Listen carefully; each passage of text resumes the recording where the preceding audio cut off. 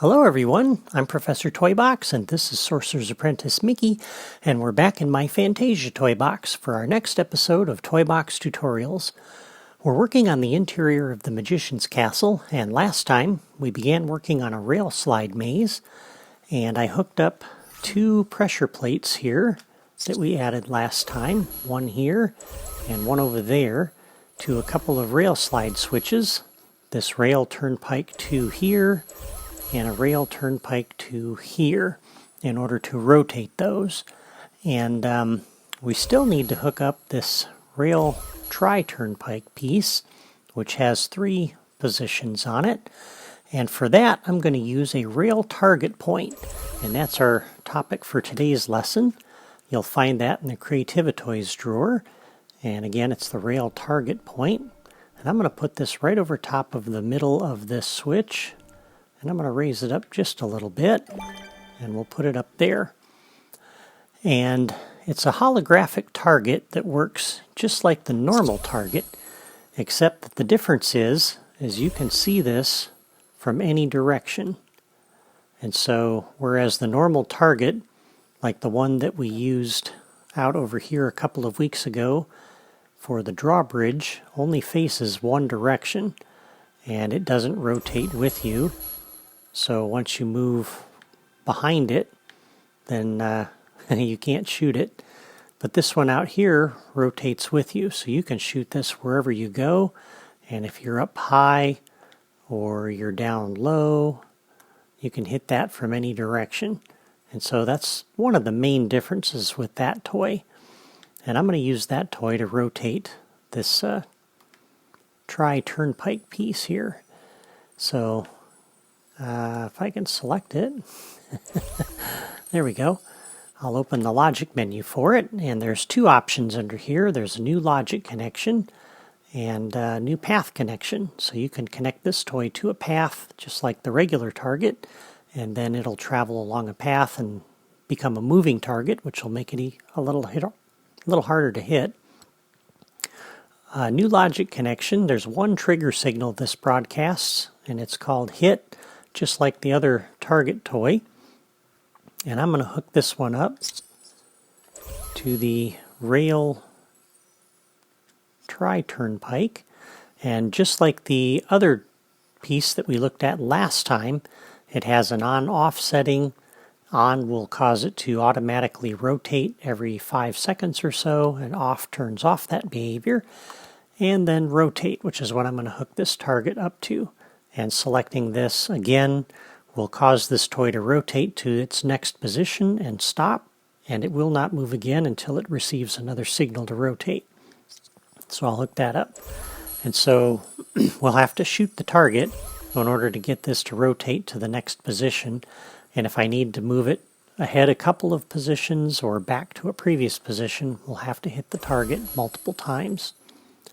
Now there's one other difference with this toy versus the regular target, and to demonstrate that, I'm going to go ahead and drop down a power switch. I haven't used one of those in a little while. Here we go.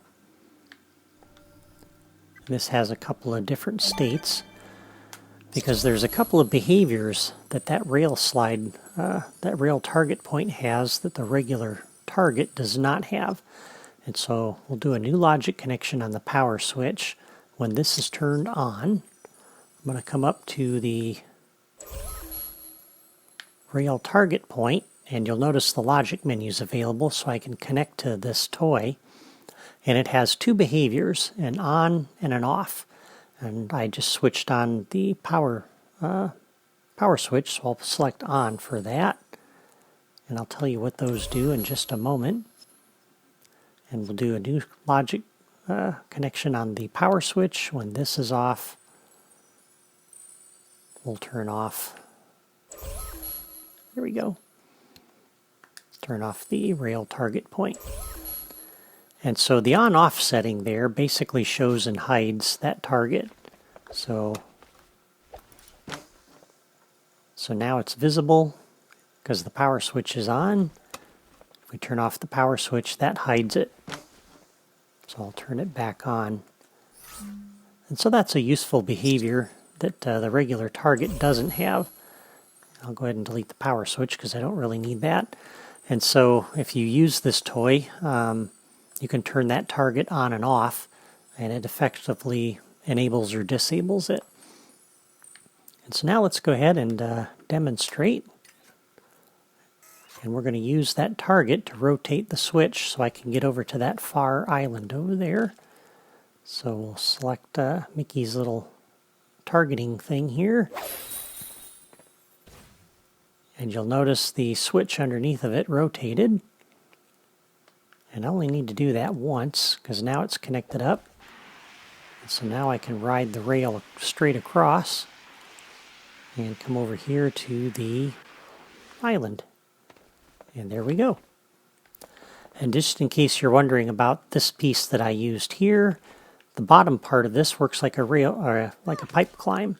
So you climb up that and then you slide along.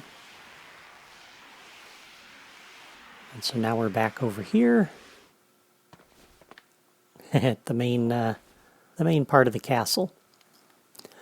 So at this point, the rail slide maze is done. Mickey can use the pressure plates and the rail target point to rotate the switches so that he can reach all of the different floating islands. Next time, I'm going to start working on the big island over there that we just visited, the one with the fortress on it, and I'll give Mickey something to do when he gets there. In the meantime, I want to thank you for spending a little time with me today, and I hope you enjoyed the video, or at least found it helpful. If so, please leave a comment to let me know. It would be a real encouragement to me. And if you like Disney Infinity and you haven't subscribed to my channel yet or signed up to follow me on my blog, just click my photo there in the lower right corner, and as long as your notifications are on, it will let you know whenever I upload a Disney Infinity video.